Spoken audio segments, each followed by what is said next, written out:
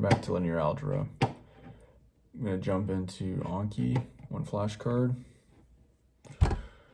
What are the entries on the main diagonal of an n by n matrix? A,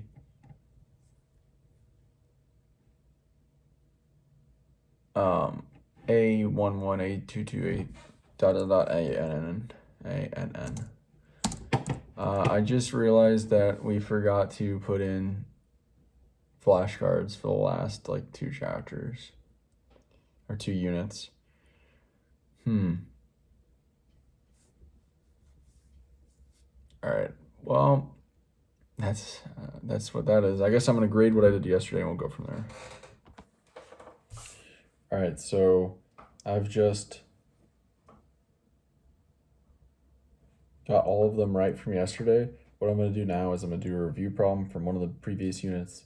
I'll do one more problem on 1.7, and with any time remaining, I'll work on flashcards from previous units that I've forgot to put in Anki.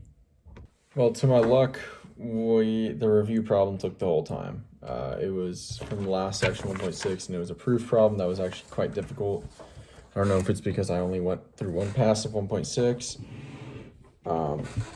Or I don't know. This proof was probably the most difficult proof I've ever done because I was just confused on what was being asked. So it was basically, here it is. Let ax equals b be a consistent system of linear equations and let x1 be a fixed solution. I'm not really sure what a fixed solution means other than it's just a solution that doesn't change. Prove that every solution to the system can be written in the form of x equals x1 plus x0, where x0 is a solution to ax equals 0. Prove also that every matrix of this form is a solution. Well, maybe I even just did it wrong, now that I think about it. I tried to write it out at first. There's like basically 2 premises and 2 conclusions we're trying to prove. The first premise is that ax equals b is any consistent system of linear equations, and x1 is a fixed solution. Those are the 2 premises. Then we're trying to prove every solution to the system can be written in the form of x equals x1 plus x0, where x0 is a solution to ax equals 0.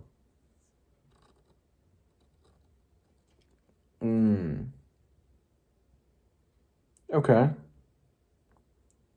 Yeah, and then every matrix of this form is a solution. That's a little confusing. Is it referring to x? I think it's referring to x. Every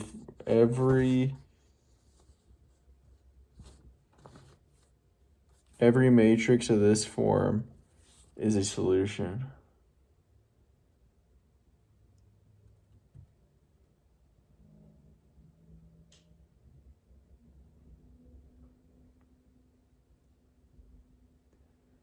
So I tried to brainstorm a little bit about what we know. Didn't get too much. So this is a premise. Ax equals b is consistent, so therefore we know there's one or more solutions. It's not necessarily invertible. I wrote that because I tried to write out some of the equivalence theorem stuff that I could remember, and then I realized I don't think it's an equivalence theorem problem because ax equals b is any consistent linear system. It doesn't need to be necessarily invertible. So that kind of scratches the whole equivalence theorem. And basically, just through plugging in x1 plus x0 for x and then distributing a, we can see that ax0 is going to be 0 because that's a solution to ax equals 0. There you go. And then that ax1 equals b. So anything we plug into here will give us some value of b. As long as it's the right size. So yeah, I don't know if I was overthinking it, if this is correct or not. We're going to check with ChatGPT tomorrow. I'm going to learn anything I need to, or I missed and need a review. But so what I finally I just forced myself to write something at the end. If ax equals b is any consistent system of linear equations and x0 is a solution to ax equals 0, then ax equals 0 equals 0. I didn't need to write the first premise there. If x1 is a fixed solution, then ax1 equals b. If ax0 and ax1 equals b, then this a times the sum of x1 plus x0 equals b, and x equals x plus 1. What? I don't need a comma there.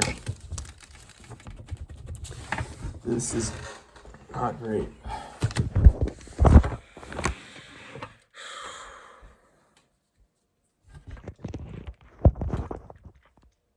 Sure. If a times the sum of x1 plus x0 equals b is any consistent system and x1 and x0 are sizes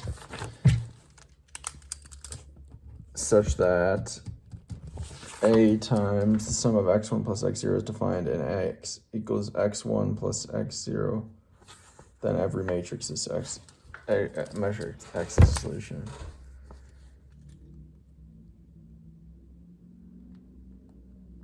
All right, we're gonna see if that's right tomorrow. So that's it for today. Talk tomorrow. See you.